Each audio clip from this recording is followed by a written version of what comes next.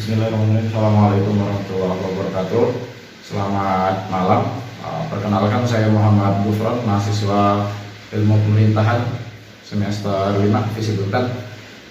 Pada kesempatan kali ini saya akan membahas salah satu materi dari mata kuliah Statistik Pemerintahan, yaitu berkaitan dengan koefisien korelasi. Nah, koefisien korelasi ini adalah salah satu materi yang kemudian akan membahas di dalamnya terdapat dua variabel. Nah, ketika pada materi koefisien korelasi ini itu menjelaskan adanya hubungan antara dua variabel, yaitu antara variabel X dan variabel Y. Nah, maka di sini kita akan melihat apakah kemudian adanya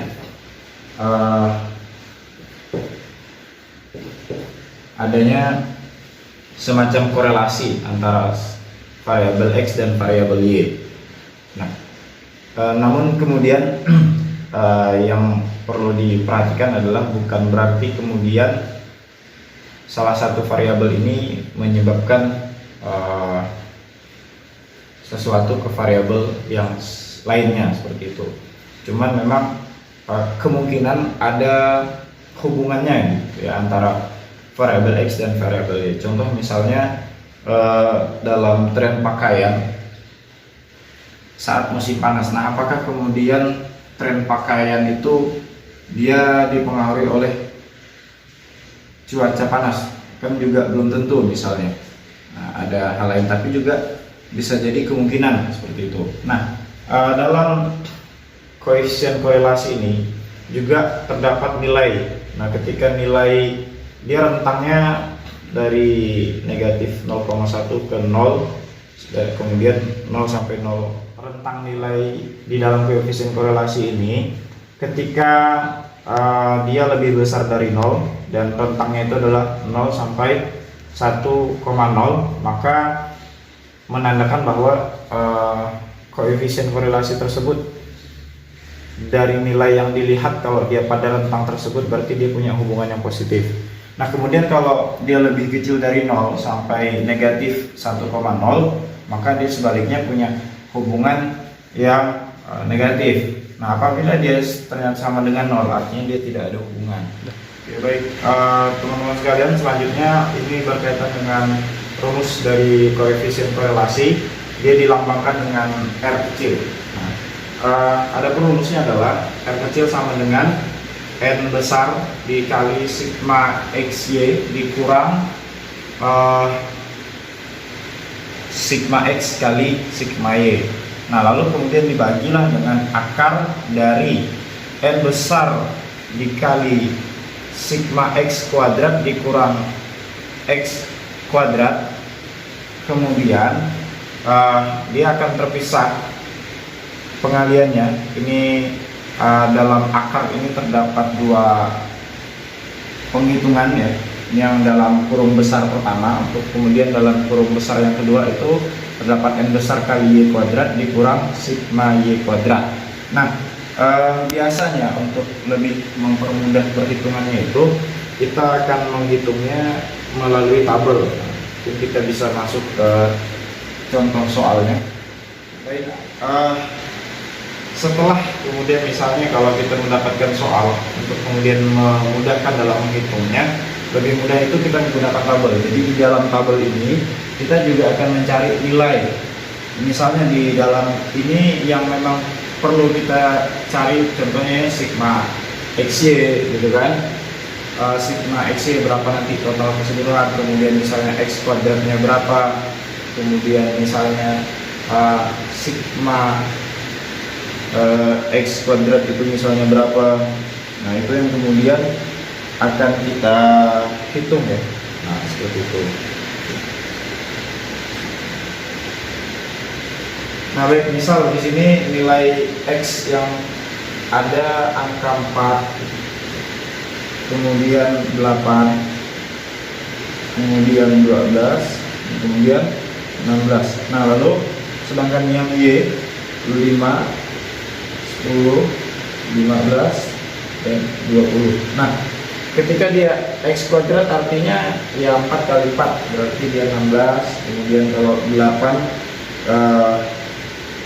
artinya dia 64. Nah, kemudian kalau 12 dia 144. Nah, 144.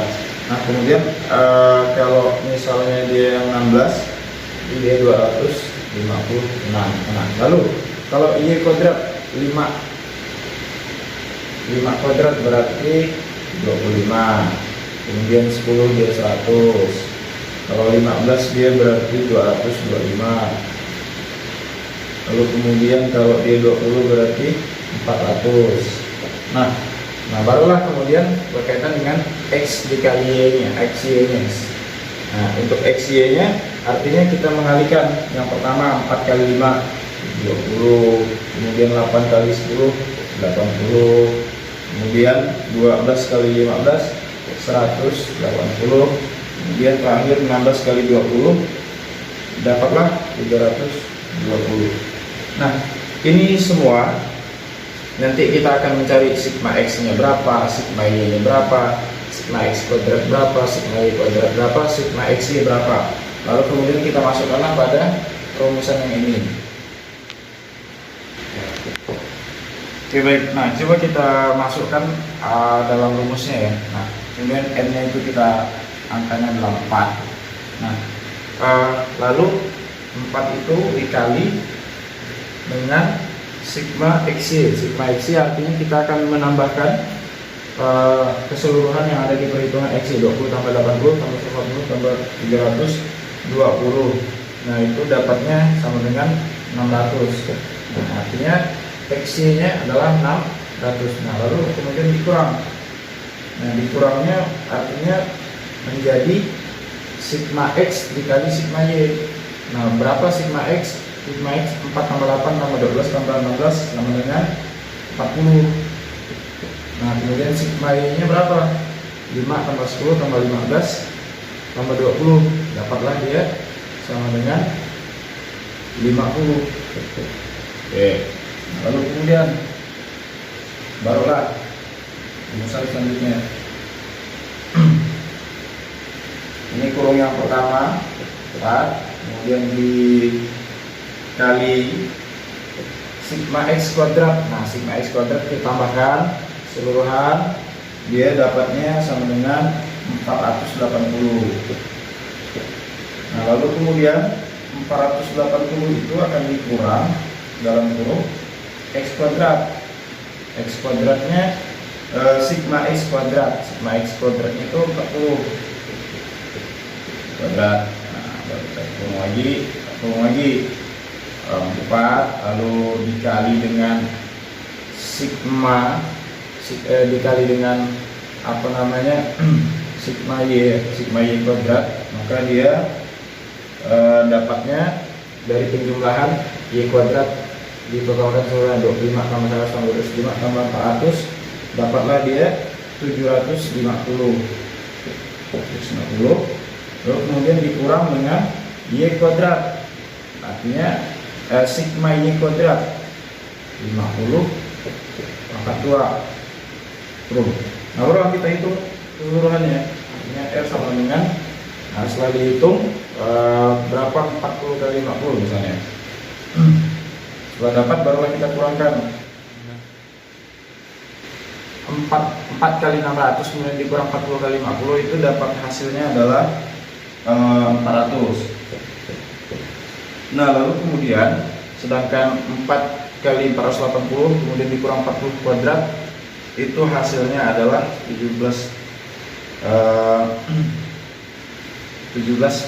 dan kemudian kan dia nantinya akan diakarkan setelah dia dihitung lalu diakarkan. Ini juga seperti itu, dihitung baru diakarkan, dan setelah diakarkan itu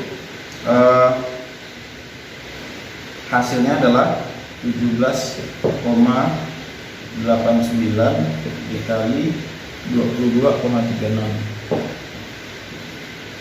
Nah, barulah dijumlahkan kembali.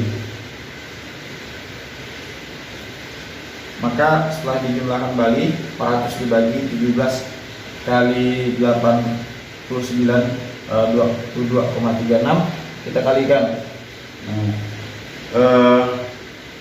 Setelah kita kalikan, kemudian kita bagi ya, yang di atas ini akan kita bagi dengan yang di bawah, maka nanti hasilnya itu akan menentukan seperti apa gitu hubungannya antara variabel X dan variabel Y.